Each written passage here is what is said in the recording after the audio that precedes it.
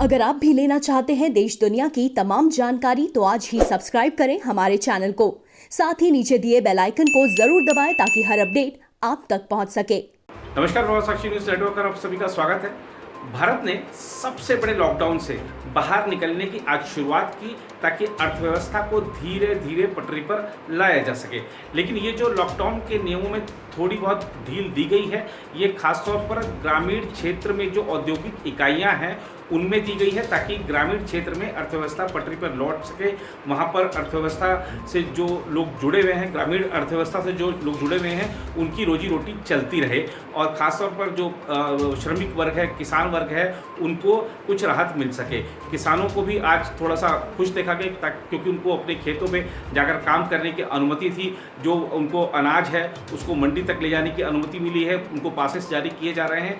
लेकिन सरकार ये साफ कर चुकी है कि जो परिवहन की अनुमति है आम लोगों को लॉकडाउन के दौरान वो कतई नहीं दी जाएगी क्योंकि अभी खतरा टला नहीं है, खतरा बरकरार है। और इस दौरान हालांकि जब लॉकडाउन के नियमों में आज 20 अप्रैल से कुछ ढील की बात कही गई थी तो कहा गया था आईटी कंपनियों को भी इजाज़त होगी काम करने की। लेकिन आईटी कंपनियों में कुछ एक ही जगह काम शुरू हो पाया। दरअसल केंद्र ने तो आदेश दे दिया था लेकिन राज्यों के भी अपने नियम हैं। अब आप दिल्ली को दीजिए, दिल्ली में पूर्ण लॉकडाउन रहा। अगर आप पंजाब को कहते हैं, पंजाब ने पहले पूर्ण लॉकडाउन की ही बात कही थी, कोई छूट नहीं देने की बात कही थी, लेकिन फिर उसने ग्रामीण क्षेत्रों में कुछ छूट देने की बात कही। तमिलनाडु में पूरी तरह बंद है, तेलंगाना में पूरी तरह बंद है। ऐसे कई सारे राज्य हैं जिन्होंने अपने अपने राज्य की स्थिति को देखते हुए निर्णय लिए हैं कि कामकाज की अनुमति दी जाए या बिल्कुल नहीं दी जाए। और जिलों में भी, राज्यों के अलावा जिलों में भी ऐसे बहुत सारी जगहों आपको देखने को मिलेंगी जहाँ पर कामकाज की अनुमति है, पड़ोसी जिले में और इस जिले में नहीं है। तो सब कुछ परिस्थितियों पर निर्भर है और इसीलिए आज कह सकते हैं कि पहला दिन था ढील का लॉकडाउन के नियमों में। लेकिन पूरी तरीके से अगर कह सकते हैं कि जो कामकाज है वो पटरी पर लौटता नहीं दिखा। हालांकि सरकारी कार्यालयों में हम बात करें दिल्ली की तो चाहे लोकसभा सचिवालय हो, राज्यसभा सचिवालय हो, वहाँ पर कामकाज शुरू हो गया। और इस दौरान दिल्ली से कुछ ऐसे भी दृश्य सामने आए जिसमें कि शाम को जब जो लोग अपने कार्यालयों से लौट रहे थे तो ट्रैफिक जाम की स्थिति भी कुछ जगहों पर दिखी। तो ये देखना होगा कि ये जो ट्रैफिक जाम लग रहा है, सड़कों पर जो ट्रैफिक है, क्या वो वही ट्रैफिक है जिन लोगों को काम करने की अनुमति है या इस भीड़ में कुछ लोग मौके का फायदा उठाकर तो नहीं निकल रहे। तो इस तरह इसके लिए सरकार को, प्रशासन को थोड़ा सा सख्ती बरतनी होगी। सख्ती बरती भी जा रही है। लॉकडाउन के नियमों के उल्लंघन में आप देखिए हर राज्य से खबरें आ रही हैं, कितने लोग गिरफ्तार कर लिए गए हैं, कितने लोगों पर मुकदमे दर्ज हो गए हैं। कई जगह जो जमाती छुपे हुए हैं उनको चेतावनियां दी जा रही हैं, उनके खिलाफ FIR की जा रही है ताकि वो समय ऊपर आ सके बाहर और इस खतरे से निपटने में प्रशासन की, सरकार की मदद कर सके। इस बीच अगर हम स्वास्थ्य मंत्रालय के आंकड़ों को देखें तो जो मृतकों की संख्या है वो 584 हो गई है और संक्रमितों की संख्या 17,000 को पार कर चुकी है। दिल्ली में भी मामले बढ़े हैं पिछले 24 घंटे में। और अगर हम बात करें महाराष्ट्र में तो मामले बढ़े ही हैं। मुंबई में तो अकेले ही 3,000 का आंकड़ा पार हो चुका है, तो जो कि वहाँ की गंभीर स्थिति को दर्शाता है। गुजरात में मामला जो गंभीर दिख रहा है, उत्तर प्रदेश में कुछ मामले बढ़े हैं। हालांकि अगर हम पूरे देश के स्तर पर देखें तो 59 जिले ऐसे हैं जिसमें एक पखवाड़े यानी पिछले 15 दिन में कोई मामला सामने नहीं आया है। इस बीच आज केंद्र सरकार और राज्यों के बीच थोड़ा सा विवाद भी हुआ। अब वो विवाद क्या था ये बता देते हैं आपको। दरअसल केरल ने, चाहे वो रेस्टोरेंट्स हो, सैलून्स हो, उनको खोलने की अनुमति दे दी, जिस पर केंद्रीय गृह मंत्रालय ने कड़ा निर्देश जारी किया है और राज्य सरकार को पत्र लिखकर कहा है कि ये लॉकडाउन के नियमों का उल्लंघन है, आप ऐसा नहीं कर सकते। अभी हम कोरोना वायरस के खिलाफ लड़ाई जीते नहीं हैं। लेकिन अब जो केरल है वो कह रहा है कि हमारे यहाँ पर जो मामले हैं वो कम हो गए हैं, हमने नियंत्रण पा लिया है। लेकिन केरल को गोवा से जरा सीख लेना चाहिए। गोवा में अब एक भी मामला नहीं है पॉजिटिव, लेकिन गोवा जो है लॉकडाउन के नियमों का पूरी तरह पालन कर रहा है और वहाँ पर कोई किसी प्रकार की छूट नहीं दी गई है कि रेस्टोरेंट खुल जाएं, जो लोग अपने बीचेस पे जा सकें, ऐसा कुछ नहीं है वहाँ पर। तो ठीक है, आपके यहाँ पर अगर मामले घटे हैं, लेकिन मामले घटने का मतलब ये नहीं है कि आप सब कुछ खोल दीजिए, फिर वही स्थिति हो जाएगी। फिर आप तो बोलेंगे कि हमारे यहाँ पर इतने संक्रमित हो गए हैं, इतने लोगों की मृत्यु हो गई। तो ये अभी ऐसा समय है कि थोड़ा सा धैर्य, थोड़ा सा संयम बनाए रखने की जरूरत है। और खासतौर पर हमारे जो स्वास्थ्य कर्मी हैं, हमारे जो पुलिसकर्मी हैं, उन पर जो हमले हो रहे हैं वो भी एक चिंता का विषय है। और केंद्र सरकार ने राज्यों की ओर से जो ढील दी जा रही है, अनुचित ढील जो दी जा रही है, लॉकडाउन के नियमों में अपनी तरफ से कुछ अलग से ढील दे दी जा रही हैं, उस पर एक कड़ा संज्ञान लेते हुए कुछ राज्यों के लिए केंद्रीय टीमें भेजने का निर्णय लिया है। अब इन टीमों को भेजे जाने पर हो गया है विवाद। और ख़ास तौर पर जो चाहे हम बात करें महाराष्ट्र की बात करें, राजस्थान की बात करें या मध्य प्रदेश की बात करें, तो वहाँ पर इतना विवाद नहीं है केंद्रीय टीमों के पहुँचने का जितना विवाद पश्चिम बंगाल में नज़र आ रहा है। पश्चिम बंगाल के मुख्यमंत्री तो आग बबूला हो गई हैं, ट्वीट पे ट्वीट किए जा रही हैं उनकी वो मुख्यमंत्री या उनकी पार्टी के जो नेता हैं, और सीधे सीधे केंद्र की मंशा पर सवाल उठा दिए हैं। पश्चिम बंगाल की मुख्यमंत्री ममता बनर्जी ने पूछा है कि राज्यों में लॉकडाउन मानदंडों के क्रियान्वयन का आकलन करने के लिए किस आधार पर अंतर मंत्रालयी केंद्रीय दलों यानी IMCT का गठन किया गया है। उन्होंने प्रधानमंत्री नरेंद्र मोदी और केंद्रीय गृह मंत्री अमित शाह से आकलन के आधार साझा करने को कहा है।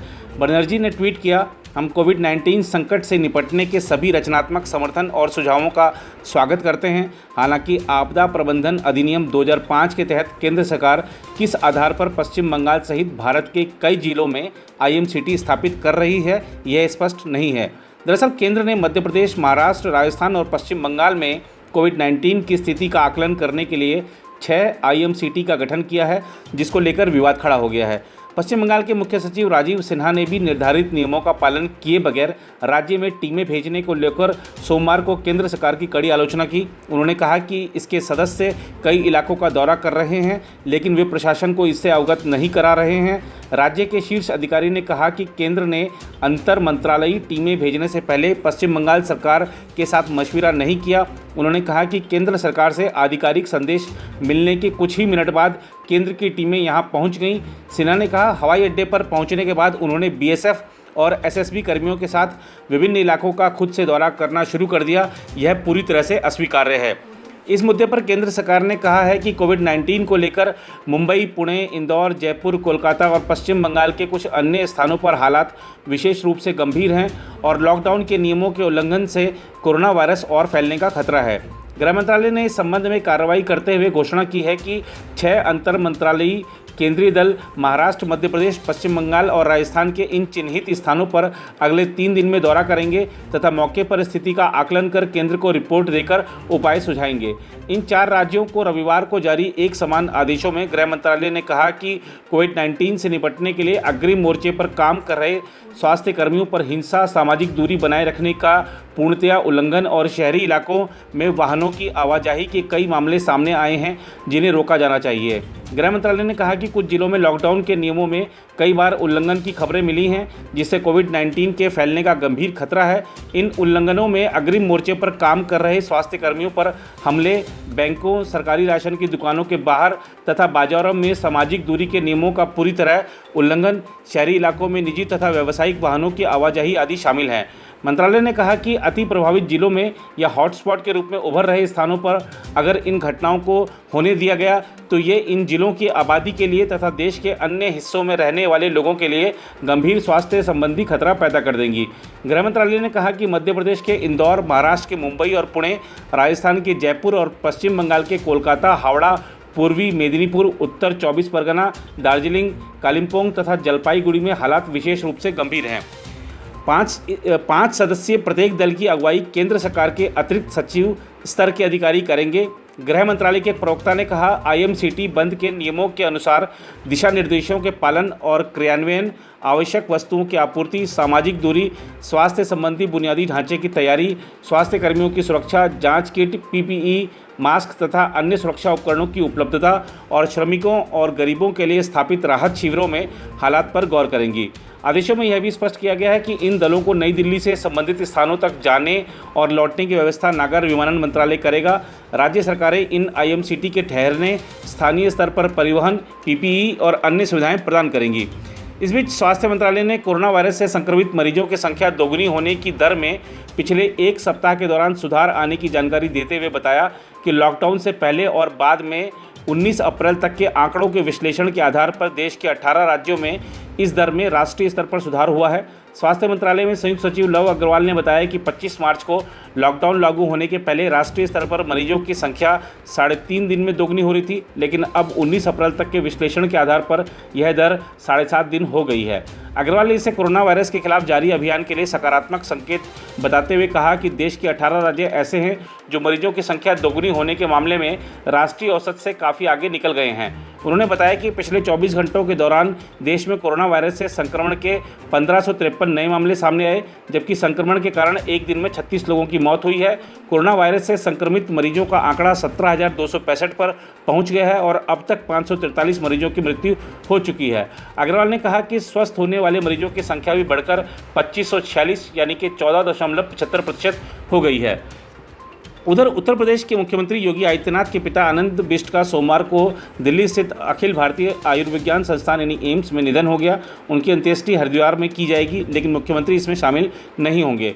उन्होंने कहा कि वह अपने राज्य में रुके रहने के लिए कर्तव्यबद्ध हैं। एम्स के प्रवक्ता ने योगी के पिता के निधन की पुष्टि करते हुए सोमवार को बताया कि 87 वर्षीय बिष्ट यकृत की बीमारी से पीड़ित थे। उन्हें उत्तराखंड के ऋषिकेश स्थित एम्स से 13 मार्च को दिल्ली स्थित एम्स के गैस्ट्रो विभाग में भर्ती कराया गया था। उन्होंने बताया कि मुख्यमंत्री के पिता बिष्ट को आहार नली में रुकावट संबंधी गंभीर परेशानी थी। तबीयत में संतोषजनक सुधार नहीं होने पर उन्हें 1 अप्रैल से वेंटिलेटर पर रखा गया था।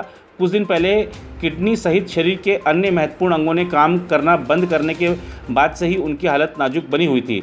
प्रवक्ता ने बताया कि मुख्यमंत्री के पिता ने सोमवार सुबह लगभग 11:15 बजे अंतिम सांस ली। मुख्यमंत्री योगी ने एक बयान में कहा, अंतिम क्षणों में उनके दर्शन की हार्दिक इच्छा थी, लेकिन कोरोना वायरस वैश्विक महामारी के खिलाफ देश की लड़ाई को प्रदेश की 23 करोड़ जनता के हित में आगे बढ़ाने के कर्तव्य बोध के कारण ऐसा नहीं हो पाया। उन्होंने कहा, लॉकडाउन को सफल बनाने और महामारी को परास्त करने की रणनीति के चलते 21 अप्रैल को अंतिम संस्कार के कार्यक्रम में भाग नहीं ले पा रहा हूं। योगी ने कहा, अपने पूज्य पिताजी के कैलाशवासी होने पर मुझे भारी दुख व शोक है। वे मेरे पूर्वाश्रम के जन्मदाता हैं। जीवन में ईमानदारी, कठोर परिश्रम और निस्वार्थ भाव से लोक मंगल के लिए समर्पित भाव से कार्य करने का संस्कार बचपन में उन्होंने ही मुझे दिया। मुख्यमंत्री कोरोना वायरस संकट पर अधिकारियों के साथ बैठक में थे जब उन्हें पिता के निधन की सूचना मिली, लेकिन उन्होंने कोर टीम के अधिकारियों के साथ बैठक जारी रखी। मुख्यमंत्री ने अपनी मां और सगे संबंधियों से लॉकडाउन के नियमों का पालन करने की अपील की और कहा कि उनके पिता की अंत्येष्टि में बहुत कम संख्या में लोग शामिल हों। इस बीच बेंगलुरु शहर के अल्पसंख्यक बाहुल्य पदरायणपुरा इलाके में पुलिस और स्वास्थ्य कर्मियों पर रविवार की रात हमला करने वाले असामाजिक तत्वों ने पुलिस की हत्या करो के नारे लगाए। पुलिस ने अपनी प्राथमिकी में कहा है कि टीम वहां कुछ लोगों को पृथकवास में रखने के लिए गई थी।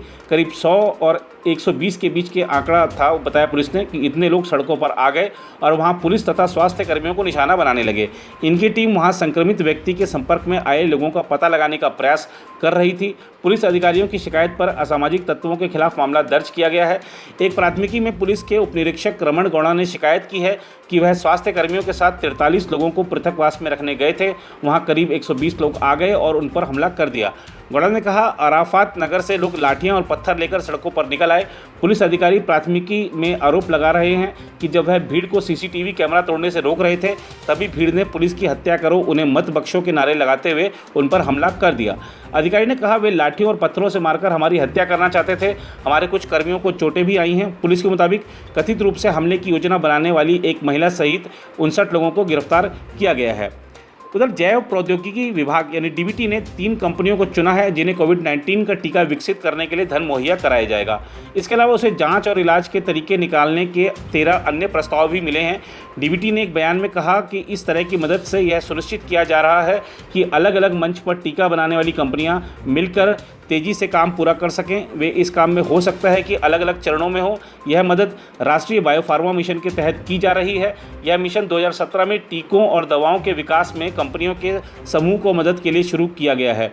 डीबीटी और जैव प्रौद्योगिकी उद्योग शोध सहायता परिषद ने कोविड-19 पर शोध के लिए आवेदन मंगाए थे। डीबीटी ने एक बयान में कहा कि पहले चरण के तहत शिक्षा संस्थानों और उद्योगों से लगभग 500 आवेदन मिले।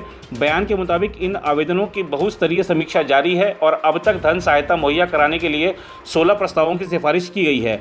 बयान के मुताबिक जिन प्रस्तावों को वित्त पोषण के लिए मंजूरी दी गई है उनमें Cadila healthcare limited, Bharat biotech international limited और serum institute of India private limited के प्रस्ताव शामिल हैं। कोविड-19 के टीके का विकास करने के लिए डीबीटी को केंद्रीय समन्वय एजेंसी नामित किया गया है। उधर अगर हम बात करें वैश्विक स्तर पर, तो अमेरिका और चीन में भी ठन गई है।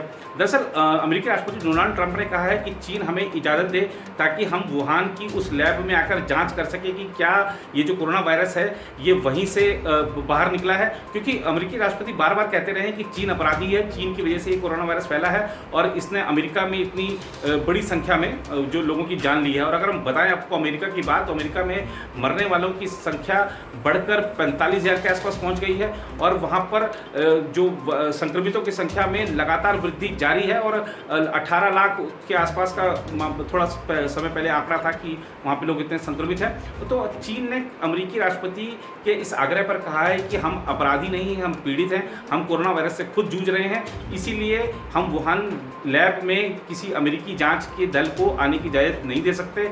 अब देखना होगा कि अमेरिका इस पर क्या प्रतिक्रिया देता है। हालांकि हम वैसे चीन की तरफ देखें तो चीन की तरफ इस समय दुनिया का हर देश शक की निगाह से देख रहा है, क्योंकि बार बार ये माना जा रहा है कि चीन की लैब से ही ये वायरस निकला और चीन ने इस वायरस के प्रकृति के बारे में दुनिया के सामने झूठ बोला, इसके बारे में दुनिया को समय पर आगाह नहीं किया, जिससे ये वैश्विक महामारी बन गया और इतने लोगों की जान ले चुका है। पूरे वैश्विक अर्थव्यवस्था इस समय ठप पड़ी हुई है और संक्रमितों की संख्या में लगातार वृद्धि जारी है।